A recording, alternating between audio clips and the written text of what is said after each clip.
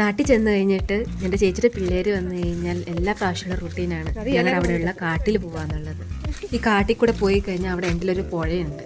ഞങ്ങൾ ഒന്നെങ്കിൽ എല്ലാ പ്രാവശ്യവും ആ കാടിൻ്റെ നടുക്ക് വരെ പോകും, അല്ലെങ്കിൽ ആ പുഴയുടെ തൊട്ടടുത്ത് വരെ പോകും. എന്നുവെച്ചാൽ നമുക്ക് പുഴയിലോട്ട് പോകാൻ വേറെ വഴിയൊന്നും കിട്ടാറുമില്ല. പണ്ടൊക്കെ ഇതിന് നല്ല വഴിയായിരുന്നു, ഇപ്പം എല്ലാം കാടും കൊണ്ട് നിറയും. ഇതിൽ കൂടെ വഴി ഉണ്ടാവും എനിക്ക് തോന്നുന്നില്ല. ഇത് ഇതിലെ കൂടെയാണ്.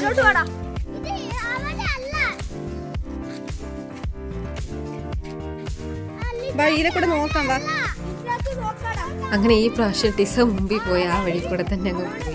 മുമ്പിൽ പുഴ കിട്ടുമെന്ന് ഒരു ഉറപ്പുമില്ല, അങ്ങ് നടക്കുക ടിസയുടെ പുറകെ.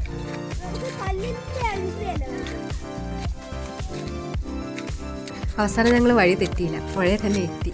കുറേ കാലമായി ഈ പുഴയെ വന്നിട്ട്. ആക്ച്വലി 10 മിനിറ്റ്സേ ഉള്ളൂ എൻ്റെ വീട്ടിൽ നിന്ന്. ചെറുപ്പത്തിലൊക്കെ ഒരുപാട് വന്നിട്ടുണ്ട്, പക്ഷെ വലുതായി കഴിഞ്ഞിട്ട് പിന്നെ അങ്ങനെ പോവാറില്ല. പണ്ട് വീട്ടിൽ കിണർ മാത്രമേ ഉണ്ടായിരുന്നുള്ളൂ. അപ്പോൾ വേനൽക്കാലത്ത് വെള്ളം പറ്റി കഴിയുമ്പോൾ ഞങ്ങൾ ഇങ്ങോട്ടായിരുന്നു അലക്കാനും കുളിക്കാനൊക്കെ വന്നിട്ടുണ്ടായിരുന്നു. സമയത്തൊക്കെ വെള്ളം നല്ല വെള്ളമായിരുന്നു. പിന്നെ ഇപ്പം ബോറൊക്കെ വന്നതുകൊണ്ട് വെള്ളത്തിന് വീട്ടിൽ ക്ഷാമം വരാറില്ല. അങ്ങനെ ഇങ്ങോട്ട് ആരും വരാറില്ല. ഞങ്ങളെന്നല്ല, ഞങ്ങളുടെ പരിസരത്തുള്ള ആരും ഇപ്പം ഇങ്ങോട്ട് വരാറില്ല. അങ്ങനെയാണ് ഇങ്ങോട്ട് റോഡൊന്നും ഇല്ലാത്തത്.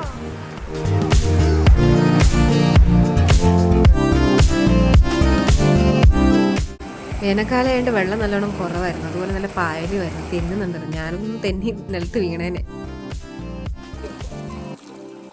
ഏറ്റവും കൂടുതൽ എക്സ്പ്ലോർ ചെയ്തത് ടിസയാണ്. ആദ്യമാണ് അവൾ പുഴ കാണുന്നത്.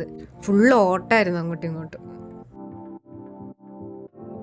ഇവിടെ ഒരാൾ ഗോൾഡൻ ഡയമണ്ട് സെർച്ചിങ്ങിൽ ബിസിയാണ്. അവസാനം ഒരു കല്ല് ഗോൾഡാന്ന് പറഞ്ഞുകൊണ്ട് വീട്ടിലും കൊണ്ടുവന്നു.